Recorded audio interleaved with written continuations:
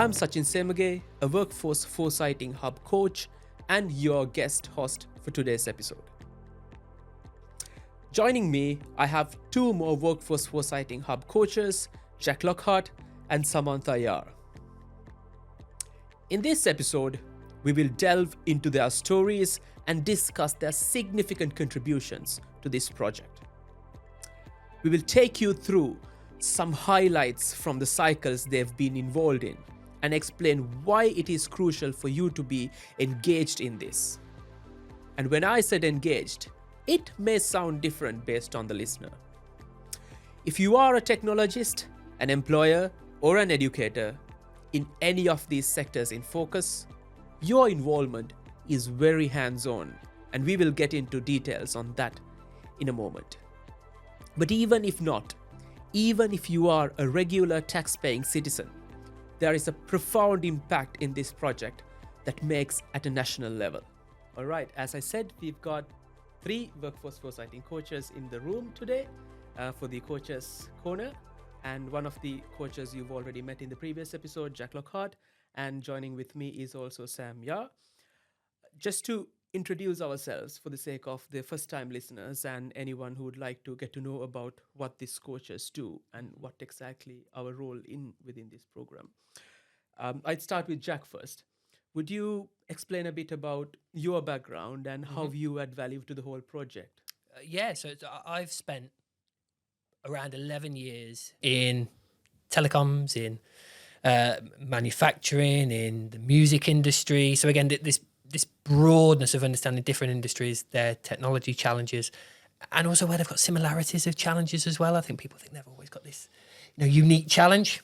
So I think I get to bring that to this ability to cut across multiple industries, multiple different setups, and help centres through with their challenges that way. Yeah, brilliant. And Sam?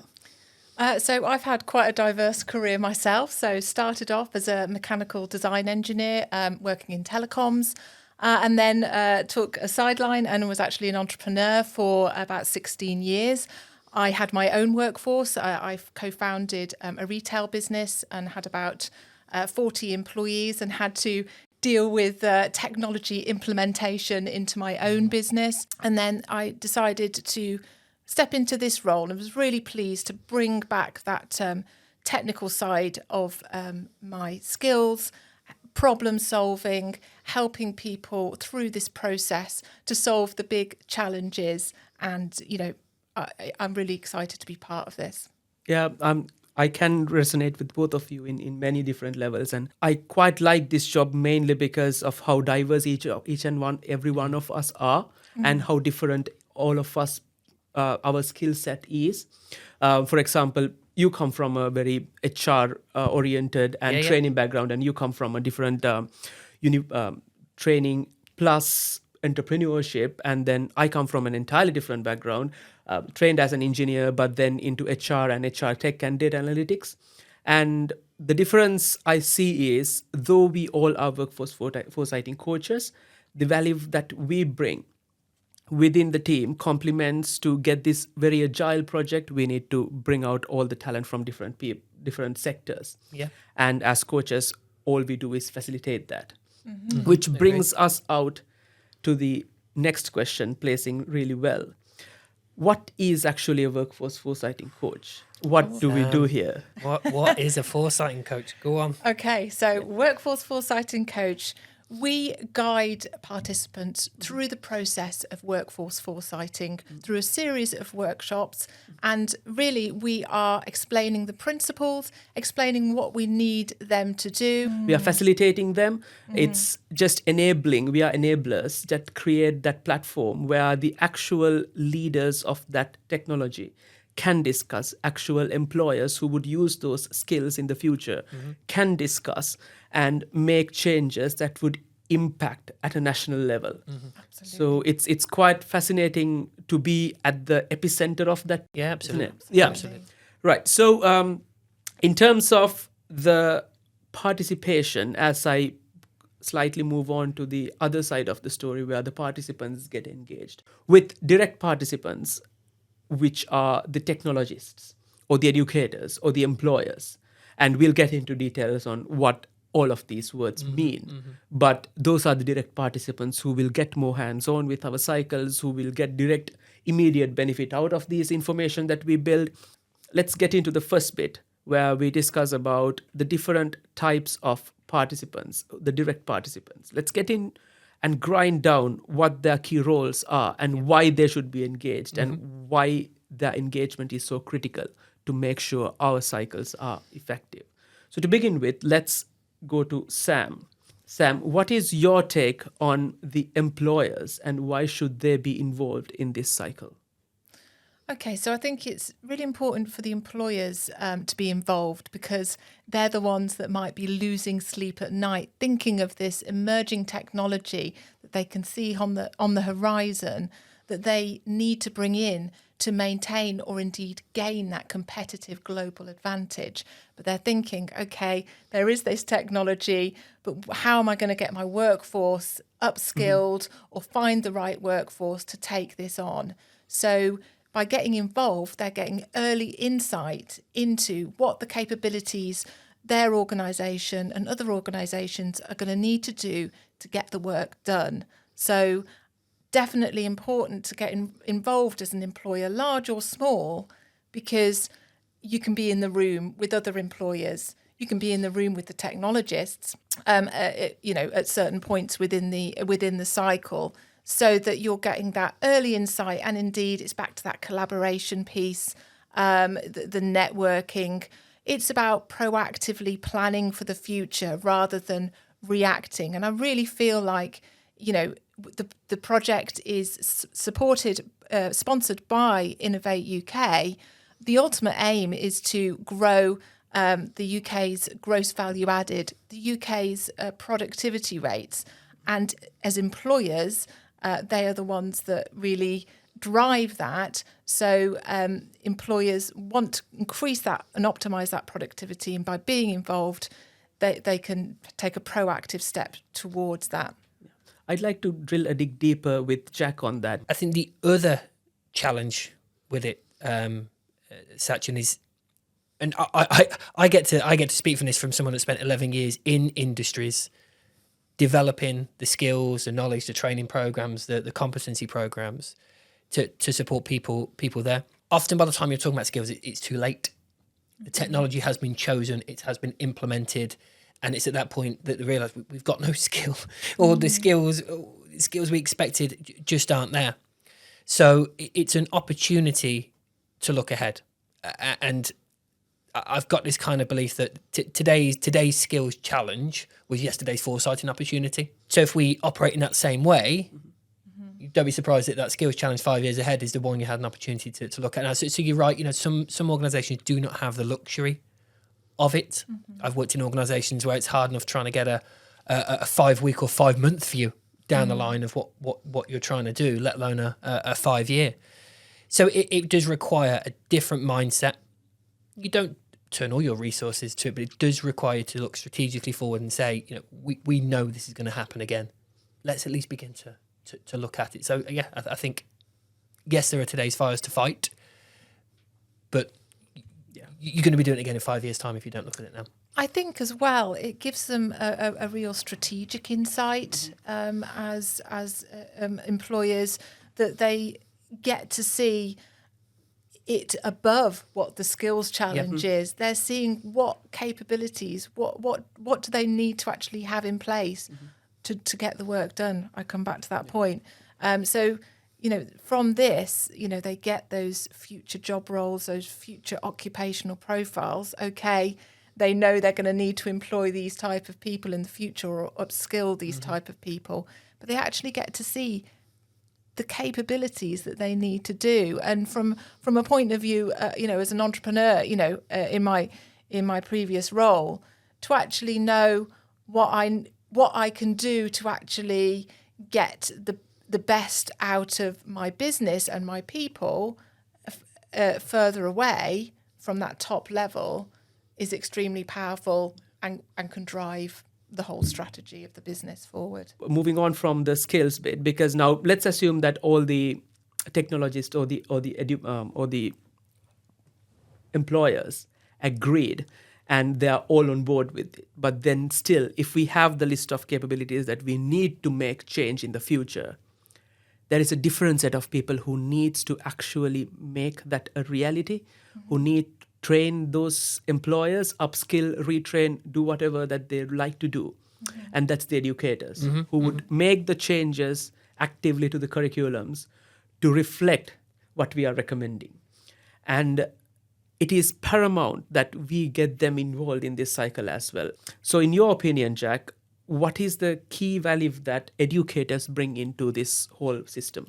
So again, look, I'll put my previous educator hat on, and it was very common to be caught too late in the processes. You know, we've identified the technology, we've made the capital investment as an organisation, and oh my god, we need people trained now, and you're coming in too late. So by bringing educators into this process, there's an opportunity to do a number of things. Essentially, you get to look over that fence a lot earlier.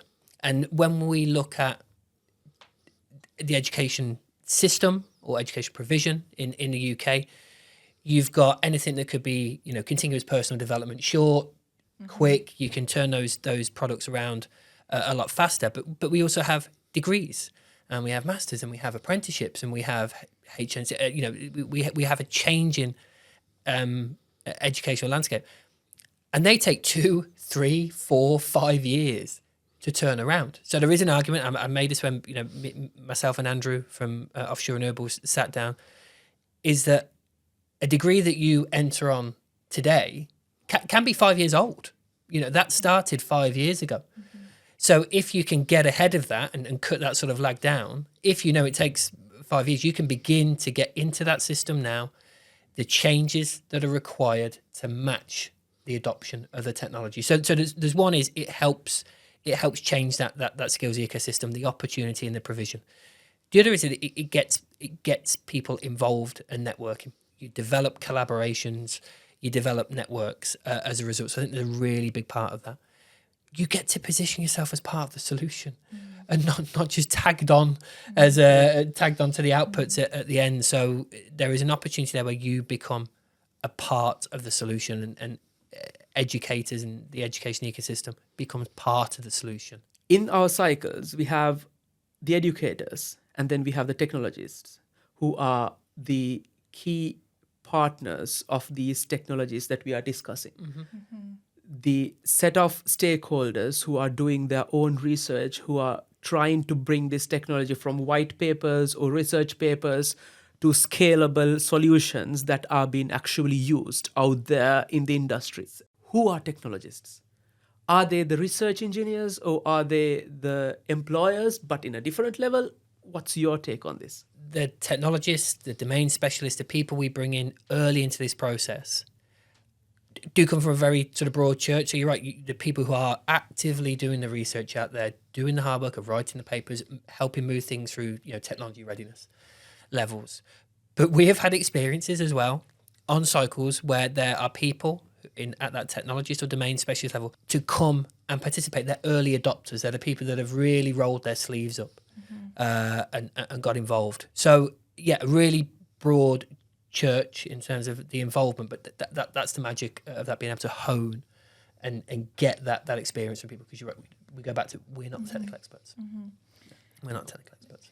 They work within the area of the technology is going, because the technology won't have been adopted yet, but they've got specialisms to go, okay, we need to move from this point A, where we're standing now, to point B. So and on top of that, they may not come from inside industry already. You know, if these are new technologies that are being adopted, you know, but are used in other industries, that's an opportunity to bring those technologies in there. So that technologist fate, you know, if people who wear that hat in our process, it really is a melting pot. People who are in the industry, people who are from outside the industry, who can bring that technology expertise and that different way of looking at things. It really is an interesting space. And you're right, you know, we've had a really broad amount of people there, but I'm never, you know, sorry, I'm always beautifully surprised by what people bring to it, and the passion and the detail and the desire to get it right. That always shines through. Yeah. And one of the key meta-analysis or key meta-observations that we've made is also that a new technology for an industry is a very mature technology for another industry. Yes. Yeah. Because of that, you get the opportunity of looking cross industries because of the way we analyze our data. You have a way of looking into cross industries to see what other industries will have the training requirements already sorted for them, which is a one-to-one replacement or maybe a replacement with a bit of changing around. And I think we can come up with like many different examples if we have the time. Well, I've got one very specific example, that cross-cutting approach, Satchin. So, when we've done an analysis on one of the cycles, one of the potential education opportunities that came out the end was a chief brewer. Mm-hmm. Now, we haven't done any cycles around the brewing industry, but we have done cycles around sort of manufacturing in vaccine development. And there was a crossover between the need to be sterile, run a sterile process, move different liquids between batches, etc. And there was that crossover, but because we've been able to do that and bring the right group together, it unlocked that new opportunity. We would never have looked there in the past. We would never have gone, actually, we could take 80% of what a chief brewer does and begin to upskill people that way or top it up. So, it creates these really interesting, sometimes curious, and sometimes you double check yourself, sort of cross-cutting opportunities, but it only comes from that melting pot. Yeah, exactly. Of people we bring in. All three of us have been in the job for a while now. Has there any time been any instances where you felt like you stopped for a moment and you realized, wow, we actually... Yeah, so I was involved supporting Jack in a recent cycle for the National Manufacturing Institute of Scotland. You got that right, really good. Yeah, on the first try, very good. And we were helping them with foresighting for the shipbuilding industry, so robotics and automation in welding. And a real penny drop moment was after we'd worked with technologists and gathered 178 capabilities for how to get this emerging technology into the industry. A key industry player in our employers workshop, when we presented the future occupational profiles where we draw those capabilities into job roles of the future, we presented them to be refined and reviewed. And he actually went, oh gosh, this is... I can really see where we're going now. These are the job roles of the future. It's all coming together. All that hard work we did, all that hard work that we've done so far during this cycle has come together, and I can actually see what we're going for. So that was a penny drop moment for him and for me as well, and felt really powerful. Yeah, that's a quite good observation. And me being a bit of a nerd on that, my observation is how much we use the power of new technologies ourselves, because we can always tell others to use new technologies and all of that, but unless you actually walk the talk, then you are just preaching to the crowds. And my experience was the use of generative AI and all the AI tools that we use at the moment, and in-house built tools as well, because as you said, for National Institute of Manufacturing or any other cycles that we do, we come up with 150 or 200 odd capabilities that structures the future of that workforce.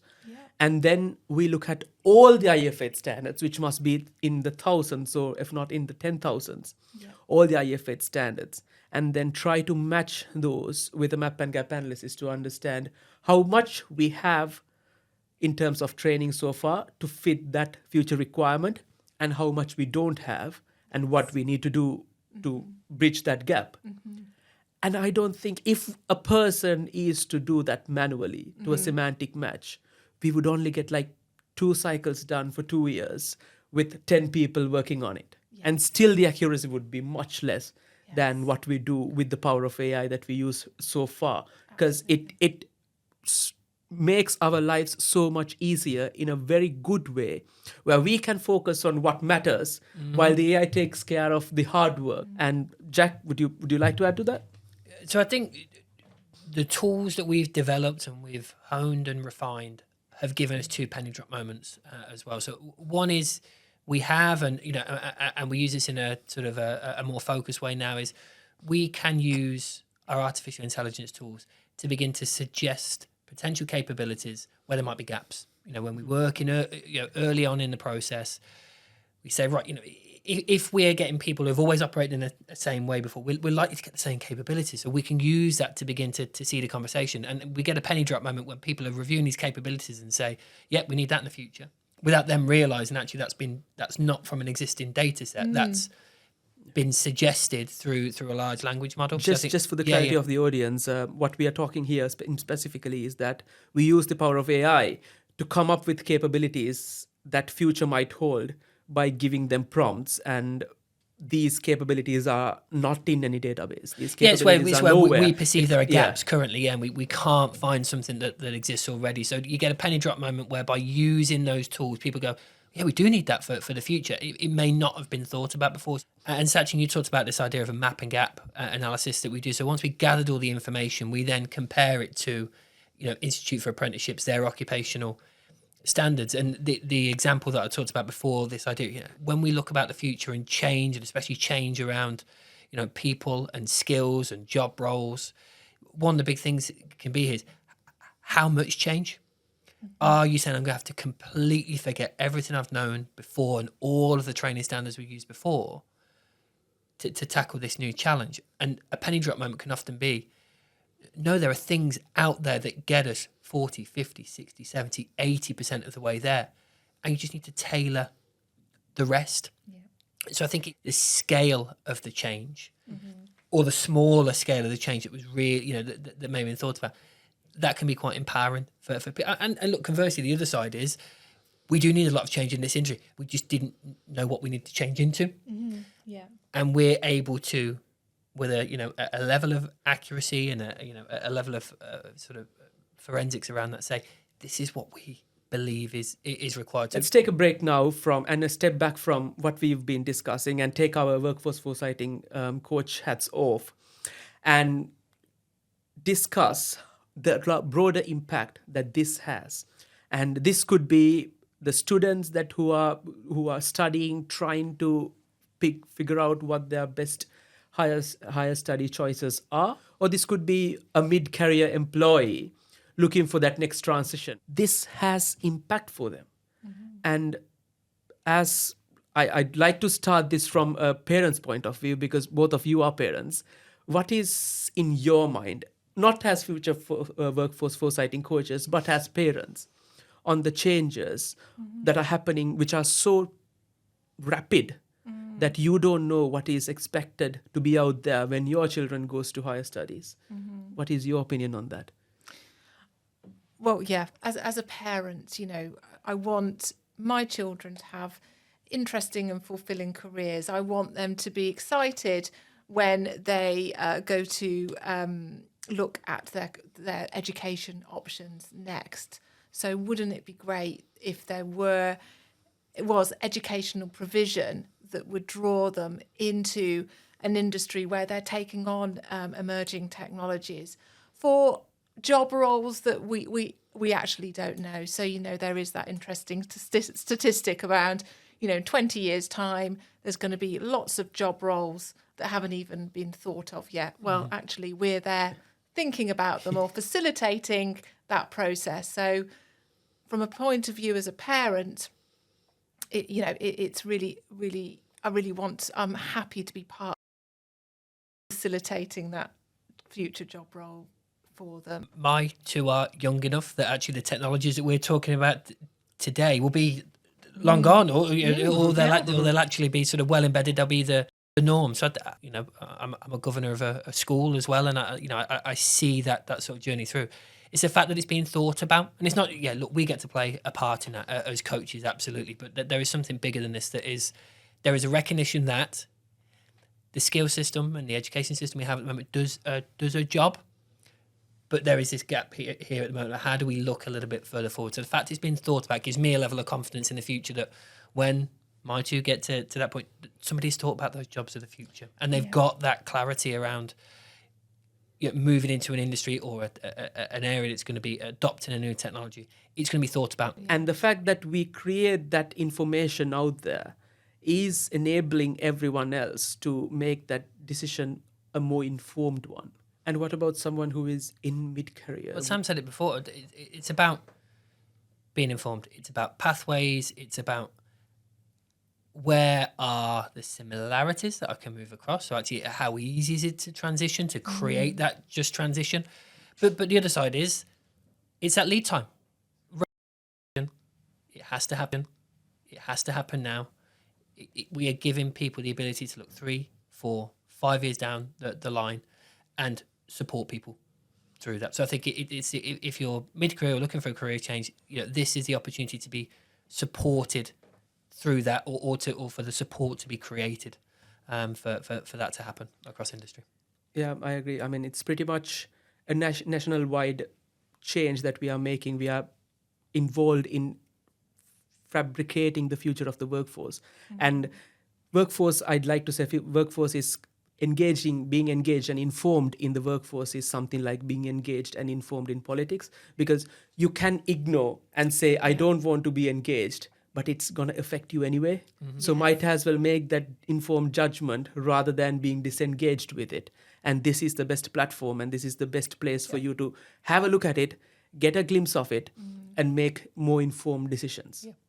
Yeah. And hopefully there'll be those CPD, those short form educational pieces that they can start to get involved Try things with. out. Yeah, and that could be driven by private training, or bring it into the boot camps world, where you can, work in your current job, but actually get that extra training to then, make that proactive leap into your next career choice. Yeah, brilliant.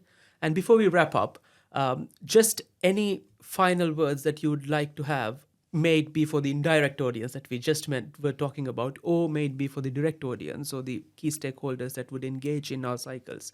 Do you have anything else to add? There's an opportunity to embrace this process. And Andrew, in a previous podcast, talked about it really strongly in terms of, this is still a developing process. We are refining how this looks like. And the only way that we will land it, refine it, perfect it is by people being involved. And that is going to require people to embrace the opportunity, embrace that curiosity. What is it? How do we get involved? I think that's the biggest part. The participation from curiosity or from wanting to embrace it. That would be my biggest recommendation to people. Yeah, love that. Following your curiosity, definitely. Do get involved. Have a look at the website. We need participants. From every angle, and I'm sure that we could definitely involve you in an upcoming cycle. Yeah, and one final words is just that one thing that I'd like to highlight is, irrespective of whether you focus on the skills or not, the technologies that we are focusing on are going to come out. Yeah. They are going to be ready in 3 to 5 years. Yeah. So it's whether you put a focus on the technology and on skills, or you focus on the technology and then decide what to do with the skills. It's about that proactiveness that you focus on. And the only way to make it better is by the experts who are listening to this podcast to be engaged with it, to change the fabric of the skills of the UK and the future of the UK in any industry. And with that, we'd like to conclude today's podcast. Thank you very much. Thank you, for Satchin. both of you for joining. And in the upcoming podcasts, we can expect lots of other interviews from different cycles that we've done and coming up cycles that we are about to run, and lots of other information that you probably would be interested to listen. And I'd like to thank everyone for listening to this podcast, and we'll see you next month. Thank you for listening to the Workforce Foresighting Hub podcast. If you would like more information, please look at the podcast show notes or visit our website and follow us on LinkedIn. Thank you very much.